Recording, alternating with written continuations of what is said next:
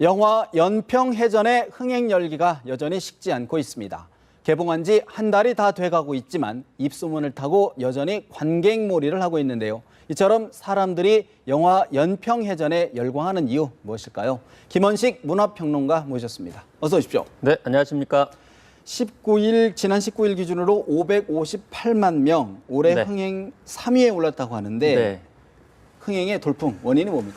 네, 사실 처음엔 아무도 이렇게 예상을 하지 못했는데요. 그 이유는 이름 자체가 좀 딱딱합니다. 그렇기 때문에 좀 재미가 없지 않겠느냐 이런 소문이 있었는데 실제로 개봉을 해보니까 좀 다른 이제 상황이 펼쳐졌죠. 네. 물론 처음에는 이제 집단 관람이 많았기 때문에 그걸 견인을 하고요. 그러면서 입소문이 나기 시작했는데요. 무엇보다도 휴먼 스토리가 많이 강조됐다는 점이 큰 특징이라고 볼 수가 있겠죠. 그래서 네. 사실 아무래도 그 가족들이 혹은 다 같이 볼 수 있는 영화가 필요한데 그런 영화들이 사실 없었는데요. 최근에 터미네이터가 등장을 했지 않습니까? 네네네. 근데 터미네이터를 같이 이렇게 다 공감하기에는 약간 한계성도 있고 특히 폭력적인 장면들이 많이 나오기 때문에 그런 맥락에서 좀 아쉽다라는 생각이 드는데요.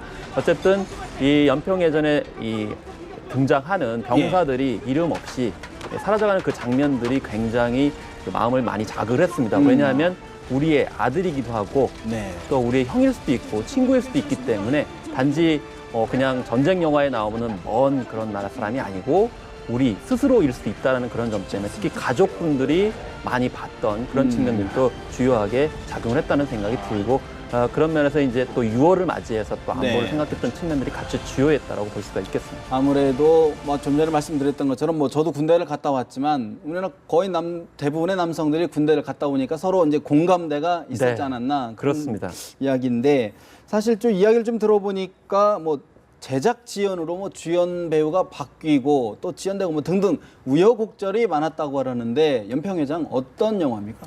네, 이 연평해전은 이제 일부 제작비가 이제 시민들의 모금으로 크라우드 펀딩이라고 얘기를 하는데요. 인터넷상을 통해서 어떤 특정 작품에 대해서 이제 지원을 하는 것인데 원래 기획 단계부터 한 7년 정도가 이제 시간이 걸렸죠. 7년씩이나. 예, 그래서 여러 가지 이제 논란이 있었던 그런 작품인데 내용을 보게 되면 2002년 6월 29일에 이 한일 월드컵이 이제 열리게 되는데 그쵸. 그때 한국과 터키의 3, 4위전이 이제 열렸었죠. 그래서 그때 당시에 이제 제2 연평해전이 이루게 되는데 이제 99년에 일단 서해대 교전, 그래서 그걸 제1 네. 연평해전이라고 하는데 그 이후에 3년 만에 이제 다시 벌어졌던 해전인데 그때 이제 한일 월드컵 때문에 제대로 이제 인지가 못했던 측면이 있어요. 조명이 안 됐다. 예. 사실 이 영화에서도 이제 그 장병들이 영화를 많이 보면서 응원전을 펼치는 장면들이 나오거든요. 예. 그래서 그만큼 한일 월드컵이 너무 이제 크게 부각이 되다 보니까 이때 일어났던 이 북한군에 의한 기습 공격에 의해서 이 참수리호가 격침되게 되는 그런 상황이 벌어졌는데 그런 것들이 제대로 알려지지 못한 점들을 이 영화가 전적으로 이제 보여주고 있기 때문에 아마 처음 그 내용들을 접하는 측면도 있기 때문에 좀 더 보는 분들이 새롭게 안 측면이 있다라고 이렇게 볼 수도 몰랐던 있을 부분들을 것입니다. 영화로 접하다 보니까 또 새롭게 네. 그런 생겼을 것이다. 아마 처음에 이제 그런 걸 기대하고 가신 분도 있다고 생각이 드는데요. 물론 이제 그런 상황들이 종합적으로 이렇게 제시된다기보다는 좀 휴먼 스토리 쪽에 초점이 더 맞춰져 있는 영화라고 볼 수가 있겠습니다. 그래서 이때 6명의 이제 사망자가 이제 났었던 그런 측면이고 19명이 다쳤었는데요. 네. 그래서 이 6명 중에서도 3명, 그래서 당시에 윤영아 대위라든지 박동혁 성병이라든지 그리고 한상국 중사의 이야기들을 이제 다루고 있거든요. 그래서 세 사람이 그 내무실 혹은 그 함정 안에서 이 이야기를 펼쳐가는 와중에 이 중반 이후에 어떻게 이 공격을 받았는지가 구체적으로 나오는 그런 영화가 되겠습니다. 사실 저는 아직 연평해전을 관람하지는 못했는데요. 결국은 쭉 이야기를 들어보면 영화의 핵심 주제는 휴머니즘, 어떤 전쟁 그 교전 속에서도 어떤 휴머니즘이 어떤 핵심 키워드로 좀 관통하고 있는 것 같은데 우리 국민들이 이런 휴머니즘에 열광하는, 좀 호응하는 이유는 어떻게 분석하십니까? 네, 사실 이 연평해전은 전에 그 변호인이라는 영화를 만들었던 제작사에서 이제 다시 만든 작품이거든요. 그래서 그만큼 그때 1,000만 관객이 이제 돌파하기도 했었는데 대체적으로 우리나라에서 흥행을 하려면 좀 휴머니즘을 다뤄야 되는데 그 중에서 이제 두 가지 유형이 있습니다. 하나는 네.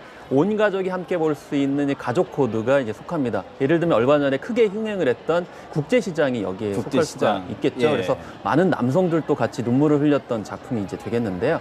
그리고 또 일정 정도 억울하거나 또 약간 보이지 않는 곳에 희생을 당한 사람들의 이야기, 숨겨진 이야기에 대해서 또 관심이 많습니다. 이걸 또 약자의 정서라고 이야기를 하게 되는데요. 예. 특히 이제 뭐 이 영화 같은 경우에도 안보 현장에서 그 아무도 잘 알아주지 않은 곳에도 이제 현장을 지키면서 희생이 돼갔던 측면들을 보여주고 있기 때문에 그런 점들이 좀 더 호응을 이제 보이고 있다고 하는데, 우리가 사실 역사적으로 그렇게 억울하고 좀 약자로서 당한 그런 사례들이 너무 많기 때문에, 그래서 우리 이제 국민들이, 한국인들이 대체적으로 이런 약자의 정서라든지 네. 억울한 이들의 그 이야기에 좀 더 많이 관심을 가지고 있고, 특히 봐줘야 된다. 이런 것들은 널리 같이 공유를 해야 된다라고 하는 그런 이제 인식들이 많기 때문에 좀 더 이런 영화들이 강세를 띈다라고 이렇게 볼 수가 있겠습니다. 사실 그러면 좀 이게 아까 처음에 말씀하셨던 것처럼 이제 단체 관람들도 있고 또 일본 기관이라든가 이쪽에서 좀 이렇게 계속 여러 명이 몰려가서 좀 하는 부분들이 있지 않습니까? 근데 그런 부분에 일부에서는 좀 거부감을 갖고 계시는 분들도 있지 않습니까? 어떻게 보십니까? 그래서 이제 이 부분에 있어서는 단체 관람을 했기 때문에 처음에 그 어떤 관객 수를 좀 많이 좌우를 했다라는 지적들이 일단 있습니다. 그래서 영화를 보게 되면 대체적으로 자기가 스스로 이제 가야 되는 측면이 있지만, 때에 따라서는 그 어떤 객관적 사항을 좀 더 알고 싶은 그런 측면에서 조금 봐줘야 될 영화도 있다고 생각이 듭니다. 그래서 우리가 역사적 사건을 다룰 때는 좀 종합적, 객관적으로 보여줄 필요가 있거든요. 그래서 예. 영화도 이제 마찬가지로 그런 면에서 혹시나 연평해전에 대해서 우리가 좀 알고 이제 있지 못한 점이 있는 것은 아닌가, 또 그 현장에서 정말 그 장면들이 어떤 희생당한 측면들에 대해서 좀 더 알아야 되지 않겠는가, 뭐 이런 점들은 좀 공론화될 필요성이 있다라고 이제 생각이 듭니다. 그래서 우리가 이제 안보라는 것도 결국에는 그게 기본으로 있어야 되고요. 예. 그 차원에서 좀 더 다양한 면모들이 이제 보여줘야 되겠다는 측면에서 한 번쯤 생각해볼 계기를 제공했다고 생각이 듭니다. 근데 또 일부에서는 이게 이제 사실을 영화이긴 합니다만 픽션이겠지 않습니까? 근데 사실을 하다 보니까 약간 사실과 좀 다른 부분도 또 있다. 또 여러 정보가 당시의 교전 정보가 정확하게 제공되지 않은 상태이다 보니까 사실과 조금 다른 부분이 있는데 너무 좀 부풀려진 것 아니냐, 네. 이런 지각도 있거든요. 그래서 우리가 이제 영화 중에서도 이 역사적 사실이나 특히 이제 현대사와 관련돼서는 너무 이제 지나치게 휴먼 스토리만 강조하다 보면 이제 그런 문제점이 생길 수가 있겠습니다. 그래서 연평해전 같은 경우 당시에 이제 NLL을 둘러싼 남북한의 어떤 그 미묘한 긴장 관계 속에서 이제 벌어진 것인데요. 그렇기 때문에 NLL이 무엇인지, 그리고 남북한이 어떤 입장이 있는지, 그리고 그 가운데에서 어떤 작전을 펼쳤는지에 대해서 본격적으로 다뤄주는 것이 이 연평해전에서 희생당한 병사들의 어떤 참 의미들을 이제 부여해 주는 것이라고 저는 생각이 들거든요. 그래서 이 영화에서 이제 3명을 중심으로 하는 휴먼 스토리가 나다 보니까 그 현장에서 그런 이제 안보 이제 전투 현장에 있었던 자체가 어떤 의미가 있는지를 좀 크게 네. 보여주는 노력들이 좀 더 아쉽다라는 생각이 좀 들어서, 우리가 휴먼 스토리와 같이 결합해서 당시의 어떤 전체적인 상황들을 같이 보여주는 노력들이 정말 중요하다는 생각이 들고, 앞으로도 마찬가지라고 생각이 듭니다. 네. 역사적으로 중요한 사건일 경우에는 전체적인 어떤 큰 틀에서 보여주는 것이 그 당사자한테도 굉장히 도움이 되고 우리가 인식을 하는 데 있어서도 큰 의미가 있다고 저는 생각이 듭니다. 그러니까 그것이 자체가, 영화 자체가 사실일 수는 없지만 어떤 그 사실에 대한 공론화의 단초를 마련하는 데는 도움이 된다. 그런 말씀이 되시군요. 그렇습니다. 앞으로 전망은 어떨까요? 지금 개봉한 지가 좀 아까 석 달이 됐나요? 지금요?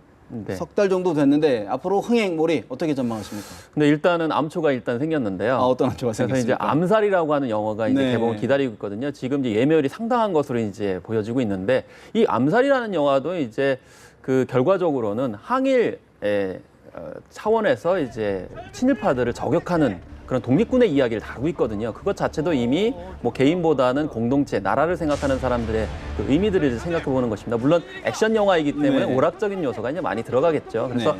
뭐 작년에 뭐 그 명량이 큰 흥행을 한 것도 결국에는 이 자기보다는 좀 더 큰 틀에서 나라와 어떤 사회를 생각하는 이순신 장군의 이야기를 보여줬거든요. 그래서 이 시대의 좀 리더십이라든지 또 자기를 좀 희생하고 좀 큰 틀에서 뭐 기여하는 사람들의 이야기들이 휴먼 스토리와 결합됐을 때 좀 더 이제 관객들이 더 많이 찾고 있지 않나, 그런 것들이 정치 리더십의 어떤 부재 차원에서 좀 부각되고 있는 것은 아닌지 좀 생각해 볼 수가 이제 있겠습니다. 사실 이제 본격적인 휴가철 들어가면 좀 많은 분들이 또 영화관을 찾기 때문에 네. 또 암살, 또 연평해전 흥행 성적 좀 더 지켜봐야겠습니다. 오늘 말씀 고맙습니다. 예, 감사합니다.